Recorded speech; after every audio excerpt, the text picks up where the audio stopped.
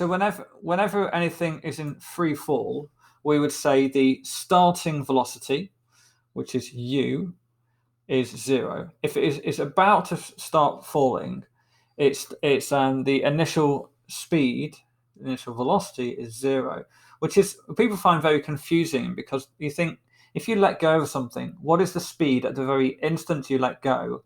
And the answer is 0. It immediately speeds up, but at the very instant that you let go of the object that you're dropping, the speed is 0, and then it gradually increases very, very quickly. Okay? So if an object is falling, then it's going to speed up. There's going to be an acceleration. Now, Newton's second law says that essentially that the acceleration is equal to whatever force is applied onto it divided by the mass. Okay? So maybe it's 1 kilogram, 2 kilograms, or whatever. So if there's an acceleration, there must be a force. So what is the force that's pulling these objects down? Right, good.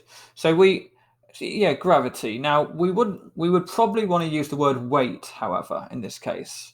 So difference between weight and gravity is a bit subtle, but basically weight you can think of as the force of gravity on something when it's near the surface of the Earth, okay, or surface of any planet. So weight is equal to mass times gravity, okay? So, and that's the force, okay? The force so when something is, let's say you're holding something very heavy, the force that is pushing down is the weight. That's what weight is, okay? Does this make sense so far? So that would mean that the acceleration would be equal to the force divided by the mass, but the force is weight, so weight divided by mass, and weight is mass times gravity, and then it's divided by gravity there, okay? Now you can see it's the mass times by gravity. Sorry, it's, what have I done there? Hang on a second. Sorry, what I've done here is the one at the bottom should say m.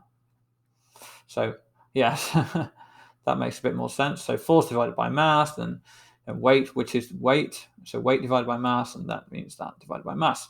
Now you can see that the two m's are going to cancel out. So g. That means that the acceleration is g. So g is the force per kilogram, but it's also the acceleration in free fall. So let's just remind ourselves of what is the size of g on Earth? On Earth, g is 9.81 newtons per kilogram.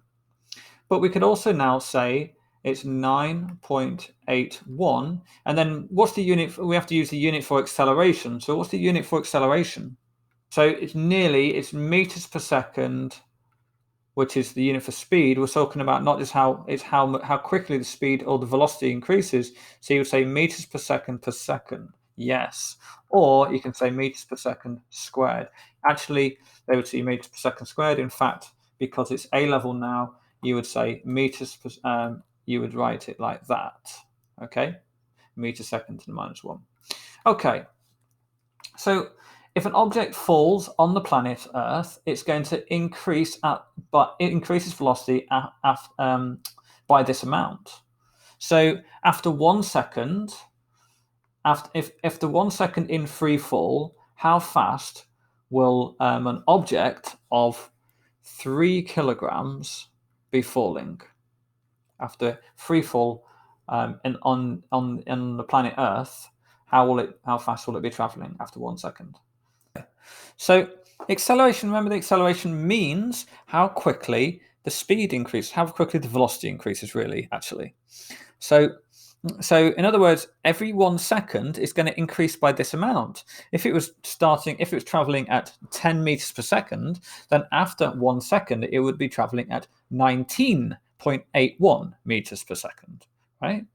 If it was traveling 100 meters per second, after 1 second, it would be traveling 109.81 meters per second squared.